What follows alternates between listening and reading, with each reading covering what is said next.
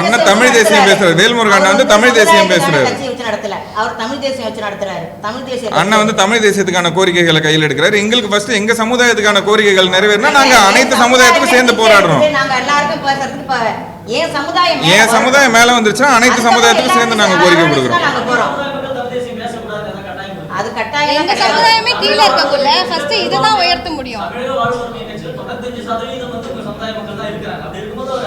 அப்படி கிடையாது. அதுல எல்லா சமுதாய மக்களும் இருக்காங்க, எல்லா ஜாதி மக்களும் இருக்காங்க. நாங்க எங்க சமுதாயம் அதுதான் சொல்றோம், ஒன்றிணைச்சு போறோம். ஃபர்ஸ்ட் மத்தவங்க சாப்பிட்டுட்டு அடுத்தவங்களுக்கு கொடுக்குறேன்.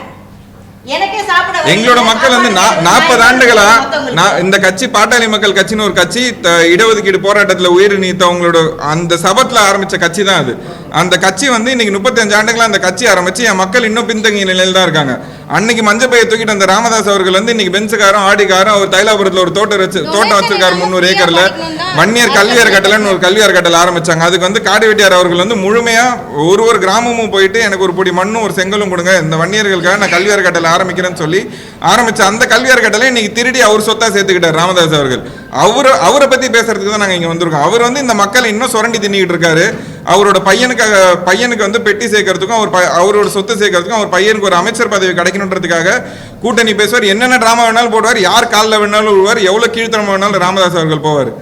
அதை நாங்கள் வந்து எக்ஸ்போஸ் பண்ணுறதுக்கு தான் வந்திருக்கோமே தவிர எங்களுக்கு வந்து மற்ற சமுதாயத்து மேலே எங்களுக்கு எந்த காழ்ப்புணர்வும் கிடையாது. எல்லாரும் சேர்ந்து வளரலாம். ஃபர்ஸ்ட் என் சமுதாய மக்கள் 30 ஆண்டுகளாக இன்னும் வந்து வட மாவட்டங்களில் இப்போ வந்து சென்செக்ஸ் டேட்டா அசம்பிளியில் ரிலீஸ் பண்ண டேட்டா படி பார்த்தீங்கன்னா 17% மக்கள் வட மாவட்டங்களில் வந்து இன்னும் வந்து குடிசை வீட்டில் தான் இருக்காங்க. அந்த 17%ல் 80% வன்னியர் மக்களாக தான் இருக்காங்க.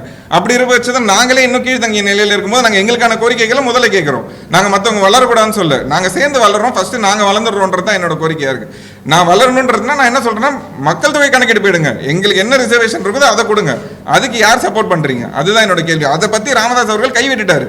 ராமதாஸ் அவர்கள் கடந்த ஒரு 6-7 மாசமா மக்கள் தொகை கணக்கெடுப்பு பற்றி எதுவுமே பேசவே இல்லை. ஜாதிவாரி கணக்கெடுப்பு பற்றி பேசல, 10.5க்கான கோரிக்கைகளை பற்றி எதுவுமே பேசல. அவர் வந்து இந்த கூட்டணி பேசுறதுக்கும் பேரம் பேசுறதுக்கும் மாறி மாறி எல்லா கட்சிகளோட வீட்டு வாசலில் போய் நின்றுட்டு வந்தவர் தான் ராமதாஸ் அவர்கள். அவர் எந்த இடத்துலையுமே வந்து மக்களுக்கான நலனை பற்றி ஒரே ஒரு இடத்துல கூட அவரோட கருத்து சொல்லி, இன்னைக்கு கூட்டணி முடிவு பண்ணி காலையில் ப்ரெஸ் மீட் வச்சாங்க. அந்த ப்ரெஸ் மீட்டில் கூட இந்த மக்களுக்கு இதை செய்வோம்னு நம்ம ஒரே ஒரு வார்த்தை கூட சொல்ல அவர்.